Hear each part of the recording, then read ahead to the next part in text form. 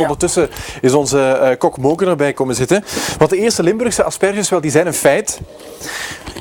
En ik ben heel benieuwd wat een chef-kok van de eerste Limburgse asperges vindt. Heb je ze al geproefd? Ah, natuurlijk. Ja. Het zou maar erg zijn als ik het nog niet geproefd had. Ja, nu, dat is ook het Limburgs goud, Belgisch goud. Dus ik ben er ook heel fier op dat we dat kunnen promoten. Nu, ze komen uit de Carrefour. Ja. Dus uniek. En hoe weten we dat dat Limburgse asperges zijn die daar verkocht worden? Ja, daar let de Carrefour eigenlijk heel veel op. Dus we hebben bepaalde eisen die wij stellen.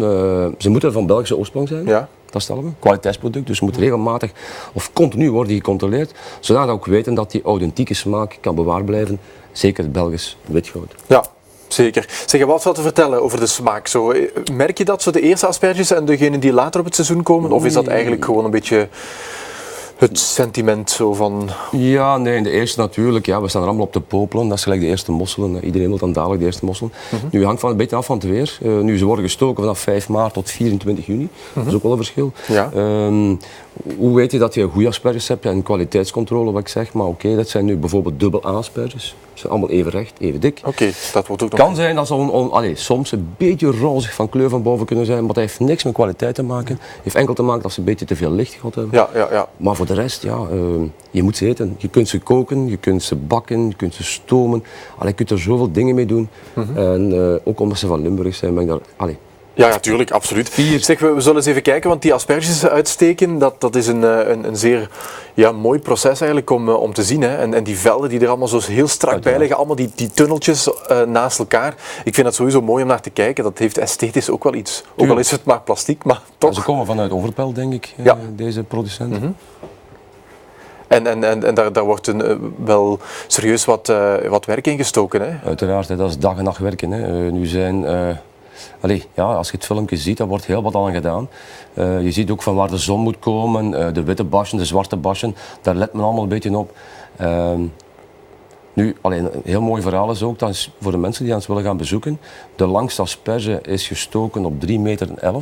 Is niet min. Sorry? 3,11 meter. Hallo? Was die, ja.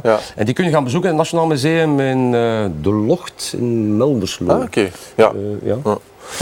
Alleszins een mooi proces wel om een keertje te zien. Hè. Zeg, kunnen we zo zijn asperge eruit halen? Ja.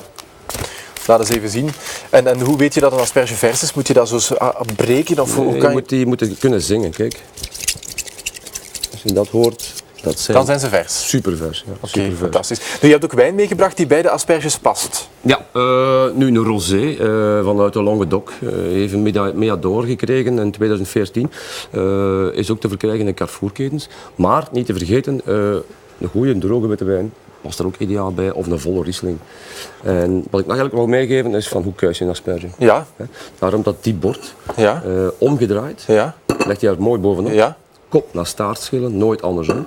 En een draaiende beweging. Want als ik dat niet zou doen, op dat bord kijk, dan gaan ze breken. Oké, dus je moet ze neerleggen en dan eigenlijk van kop naar staart. En dan blijven een draaiende beweging. Dan kun je ze natuurlijk afbreken en weet je perfect van onder of die mooi geschild zijn. Oké, perfect. Robbie, aspergeliefhebber?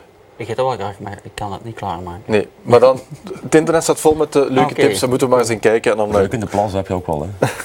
Als je veel eet.